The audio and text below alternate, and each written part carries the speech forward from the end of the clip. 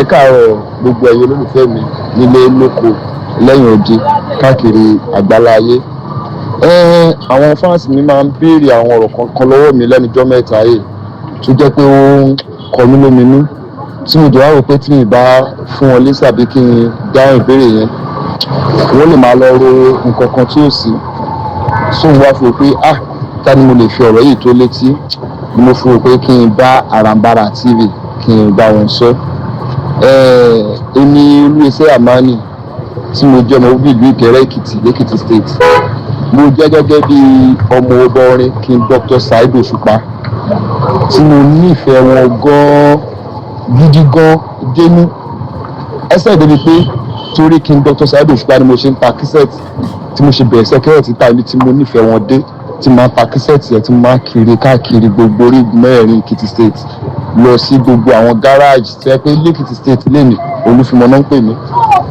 Jẹ́ni pé mo. Asiri Aranbara níbikíbi tẹ́tí láǹfààní tẹ́tí ń wò mí tẹ́tí ń gbọ́ mi. Màá máa dúpẹ́ lọ́wọ́ gbogbo àwa tó jẹ́ pé ẹ máa ń kọ́mẹ̀ntì sí àwọn fídíò ilé tí mo bá gbé jáde ẹ̀jẹ̀ tí máa ń bá mi share. Mo dúpẹ́ lọ́wọ́ gbogbo yín o. Kí ni àwọn nǹkan tí èmi Aranbara tí mo mú wá lásìkò yìí? Màá fẹ́ jẹ́ kí àwa tí a jẹ́ olólùfẹ́ orin fújì, àwa tó jẹ́ wípé a ní ìgbàgbọ́ nínú àwọn tó jẹ́ ìràwọ̀ nínú olórin fújì gẹ́gẹ́ bí ẹni tí wọ́n lè máa wò ní àwòkọ́ṣe. Ìdí rèé tó fi jẹ́ wípé ní agboolé fújì ọ̀pọ̀ nínú àwọn ọmọ eléyìí ni wọ́n ti ń wòkè láti máa wo àwọn olórin kọ̀ọ̀kan gẹ́gẹ́ bí aṣíwájú wọn. Ṣùgbọ́n àwọn àṣírí eléyìí tí èmi Aranbara tí mo mú wá lọ́jọ́ tòní, màá fẹ́ jẹ́ kí àwa tá a jẹ́ olólùfẹ́ àwọn olórin fújì ẹ jọ̀ọ́ ẹ bá mi farabalẹ̀ kẹ́ gbọ́ prógráàmù yìí dáadáa kẹ́jẹ̀ bá mi share ẹ̀ káàkiri nítorí mo mú ẹ̀rí kan wá níbi tí ẹnìkan ni tí wọ́n ti sọ̀rọ̀ tí wọ́n jẹ́ ti mú ọ̀rọ̀ bá King Dr. Saheed Osupa gẹ́gẹ́ bí wọ́n ṣe wà sí ara wọn sí, bí wọ́n ṣe jẹ́ olólùfẹ́ ara wọn sí, àti bí wọ́n ṣe gbà fún King Dr. Saheed Osupa gẹ́gẹ́ bí aṣíwájú wọn. Ṣùgbọ́n lójijì ó ní àwọn nǹkan kan ṣẹlẹ̀ láàrin àwọn àti King Dr. Saheed Osupa. Kí ni àwọn nǹkan tó ṣẹlẹ̀? Arákùnrin yìí ó ní wọ́n mú ọ̀rọ̀ yìí wá láti lè jẹ́ kí gbogbo olólùfẹ́ King Dr. Saheed Osupa kí wọ́n lè gbọ́rọ̀ yìí kí wọ́n jẹ̀ tún lè gbé yẹ̀wò síra wọn.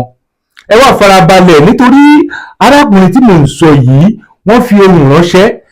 Gbogbo àwa tá a bá jẹ́ ọmọ bíbí ìlú Èkìtì tàbá wa tó jẹ́ pé a wà ní gbogbo agbègbè ibẹ̀ Èkìtì State tó jẹ́ pé a mọ̀ nípa ẹni tí mo fẹ́ dárúkọ yìí. Orúkọ ẹni tí mò ń sọ yìí náà ni Olúwẹsẹ̀ ARMANI ọmọ Òṣùpá ní gbogbo Èkìtì State. Àwọn ni wọ́n sọ ọ̀rọ̀ tí wọ́n sì fi àwọn nǹkan kan balẹ̀ gẹ́gẹ́ bí àṣírí tó ń fa ìjà láàrin àwọn àti Saheed Osupa. Olúwẹsẹ̀ ARMANI yìí wọ́n tẹ̀síwájú pẹ̀lú ẹ̀rí tí àwọn ní gẹ́gẹ́ bí ẹni tí ó ti fìgbà kan jẹ́ irinṣẹ́ gidi fún Dr. Saheed Osupa látàrí ẹni tó ń gbèrè wọlé àtẹni tó tún láǹfààní láti kó ẹgbẹ́ jọ nínú tá a mọ̀ sí fans club ìyẹn ní ìlú Èkìtì. Olúwẹsẹ̀ yìí wọ́n farabalẹ̀ ṣàlàyé dáadáa o àwọn àṣírí àlàyé tí wọ́n ṣe. Màá wá fẹ́ jẹ́ kí àwa tá a jẹ́ olólùfẹ́ King Dr. Saheed Osupa ká wá farabalẹ̀ gbọ́ dáadáa àwọn àlàyé bó ṣe lọ bí àwọn ṣe jíjọ wà àti àwọn nǹkan tó ń ṣẹlẹ̀ lọ́wọ́lọ́wọ́ báyìí. Ó yẹ wá farabalẹ̀ kẹ́ gbọ́ ohun tó fi ránṣẹ́ pẹ̀lú nǹkan tí wọ́n sọ nípa King Dr. Saheed Osupa. Ẹ̀yin tèmi ẹ̀yin títí Aranbara àṣírí ni àṣírí Aranbara ni ẹ jẹ́ ká gbọ́ ẹ jẹ́ ká wò ó yá ẹ jẹ́ ká gbọ́ ó yá. Èkìtì dé akọrin tí ò kọ mọ́ Olúwẹsẹ̀ ti dé akọrin tí ò kọ mọ́ gbogbo ayé máa ló ti mọ̀ ìpọ́nmọ́ ọba ṣáàní mi. Òkìkí ti dé akọrin tí ò kọ mọ́ Olúwẹsẹ̀ ti dé akọrin tí ò kọ mọ́ gbogbo ayé máa ló ti mọ̀ ìpọ́nmọ́ ọba lọ́rùn mi. Gbogbo ayé máa ló ti mọ̀ ìpọ́nmọ́ ọba ṣáàní mi. Gbogbo ayé máa ló ti mọ̀ ìpọ́nmọ́ ọba ṣáàní mi. Torí mo ní Olúwẹsẹ̀ mo lákíkanjú ni mo ṣe dá kíkanjú bẹ́ẹ̀ ni tó lákíkanjú o ẹni tó lákíkanjú Saheed Osupa wọ́n má bá tà lọ nínú olórin ẹ̀sìn ìgbà fún àní wọ́n má bá tà lọ nínú olórin ẹ̀sìn ìgbà fún wọ́n má bá tà lọ nínú olórin ẹ̀sìn ìgbà fún ẹ káàárọ̀ gbogbo ẹ̀yin olólùfẹ́ mi nílé lóko lẹ́yìn odi káàkiri àgbáláyé.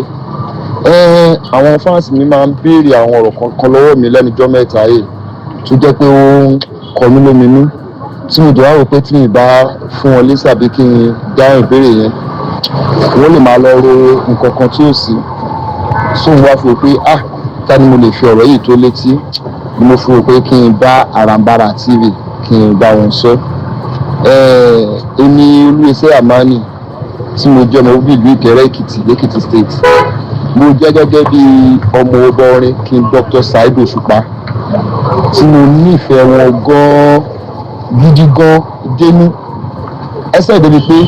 torí King Dr. Saheed Osupa ni mo ṣe ń ta kísẹ́ẹ̀tì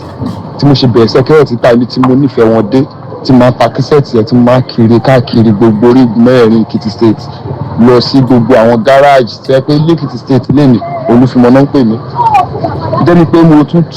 create Olúfimọ fans club ní Èkìtì State. Èmi ni mo ṣe fi Olúfimọ fans club èmi mo fi lélẹ̀ ní Èkìtì State pé kí n máa ṣe Saheed Osupa fans club tí mo kó àwọn èèyàn jọ lóríṣiríṣi. Ọdún 2013-14 mo máa wá sí Èkó dáadáa ó dé from Èkìtì State tí King Dr. Saheed Osupa ti ní ṣòbá mo máa gbéra mo máa wá. Jẹ́ni àǹtí mi Àríkẹ́ tó ta lẹ́nu tó bá ti ṣe ṣódà wọ́n máa fi mí sínú bánà pé máa play nínú show yẹn. Àǹtí mi Tunu Venture àwọn náà wọ́n máa fi mí sínú show dáadáa pé máa kọrin. So sometimes nígbà míì pé pé àwọn tó máa ṣe program yẹn wọ́n lè fi program sí 1 o'clock nígbà míì kí program ṣe máa bẹ̀rẹ̀ ní nǹkan bíi 4. Then Alhaji King Dr. Saheed Osupa lélẹ̀ wọ́n máa gbé wọn kiri ni wọ́n lè ṣe show 3-4 léde. So tí Alhaji King Dr. Saheed Osupa wá ti dé táwa tí kọrin kí wọ́n tó dé lórí stage tó bá fi lè dé ẹ̀wọ̀n kó tó wọ́n ní show míì àwọn náà tí wọ́n go stage direct yẹ wọ́n máa lọ kọrin tó bá ti kọrin tó ń lọ tán àwọn èèyàn míì nífẹ̀ẹ́ kúrò everybody máa jáde kúrò ní party tí àwọn bá ti wọ́n opportunity àti kọrin ní show ìfọ̀kọ̀ tó kọrin àní kọrin mọ́. So àwọn l'Èkìtì State ìgbà yẹn ọ̀gálá wọ́n pọ̀ gan àwọn àfiníṣe ẹ̀yẹ ṣèbí ọ̀gá ẹ̀ tó tẹ̀lé òun nìyẹn kí ni ẹ̀pù tó ṣe fún ẹ kí nìkan tó ṣe kí nìkan tó wọ́n rò pé kò rí bẹ́ẹ̀ nǹkan tó kọjú sẹ́nìkan ẹ̀yìn ló kọ sẹ́lò míì. Gbogbo àwọn tí Alhaji King Dr. Saheed Osupa tó máa ń ṣe fún dáadáa jẹ́ gbogbo kan láàyè táìmù ni tí àsìkò tó àbáyọ̀ tí ì tó àbáyọ̀ pé ẹ̀dá ò mọ̀ ọ́ ṣe ni. Alhaji Saheed Osupa wọn ṣèyàn burúkú sí mi o wọ́n gùdù sí mi because èèyàn tó lè fún yàn ní chance kó wá sílé òun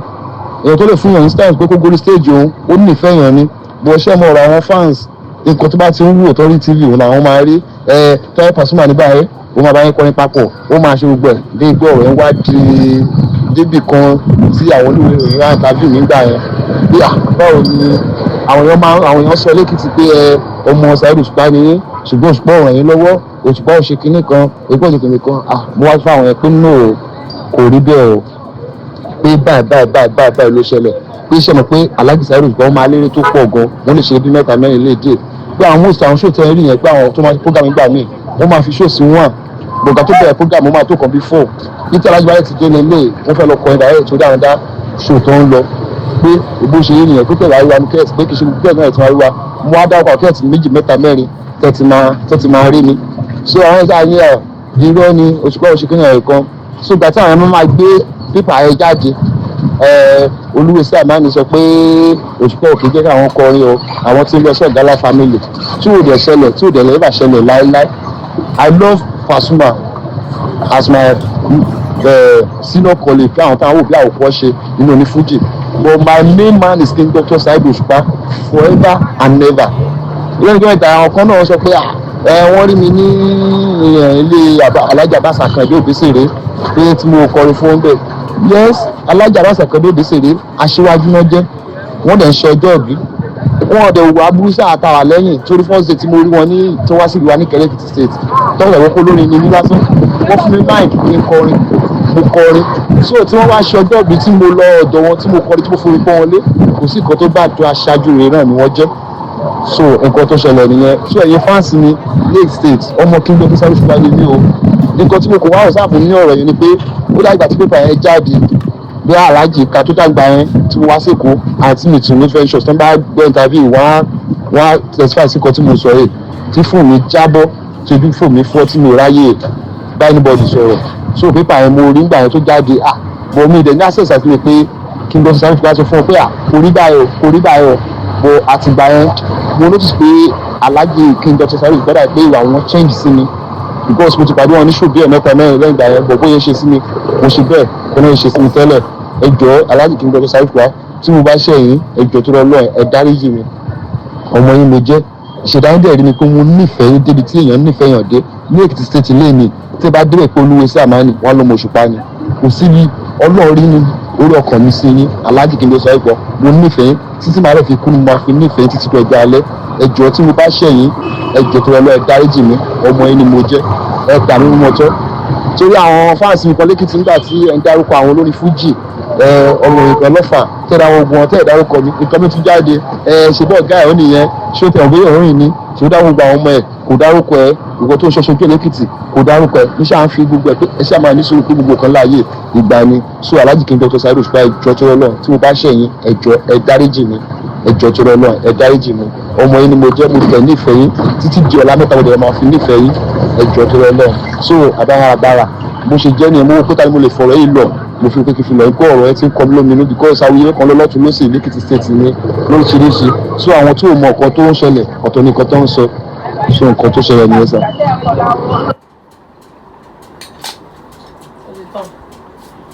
èmi fẹ́ ṣe mo ti ń lọ náà. àwọn èèyàn lè testify sí ìrìn àjò tí mo bá rẹ̀ wá láti Èkìtì state wá sí Èkó máa sọ pé bọ́bọ́ yìí ń try o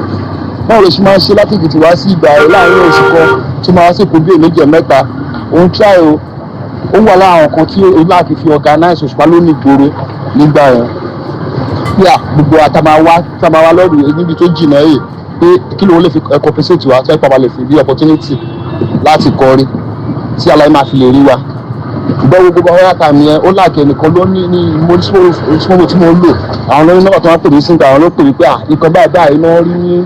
inú ìwé ìròyìn amúra pẹ́ẹ́sà orí bẹ́ẹ̀ o nǹkan báyìí ni wọ́n láti gbà tó bá wọ́ọ̀dì pé wọ́n mọ̀ kó tó máa ṣe sí so ọ̀rọ̀ ẹjẹ́ ìpínlẹ̀ pé ó dùn mí gan tó dẹ̀ gbọ́ mi dé lójú mi because ìgbà yẹn alájù sáré nǹkan máa ń pè mí wọ́n bá wá sí Èkìtì state wọ́n máa ń pè mí pé wọ́n ń ṣe kọ́ báyìí lẹ́kìtì o kí nǹkan bàbá tó gbọ́dọ̀ máa ń sọ̀rọ̀ dáadáa so ìrẹsì ọ̀fẹ́ rẹ̀ wá kọ̀ síbẹ̀ ó jẹ́ nǹkan tó máa ń dùn mí gidi gan because nǹkan ni wọ́n ti wà gan tó ń gbà àwọn ti mọ̀ pé ọmọ Òṣùpá lélẹ̀ kọ́lọ̀ wa ṣàánú wa ni kọ́lọ̀ ṣígbà ní ọ̀wá mọ̀ pé ìwò kan láyé ìwò tó dáa ó fẹ́ àdúrà lé tó kú dẹ́ka tó náà ó fẹ́ àdúrà mo dẹ̀ rí pé dàbí bóyá àdúrà ní òtí tó mo dẹ̀ kó lágbára ọlọ́ọ̀jọ́ kan máa gbọ́ máa gbọ́ àdúrà ni because àwọn tó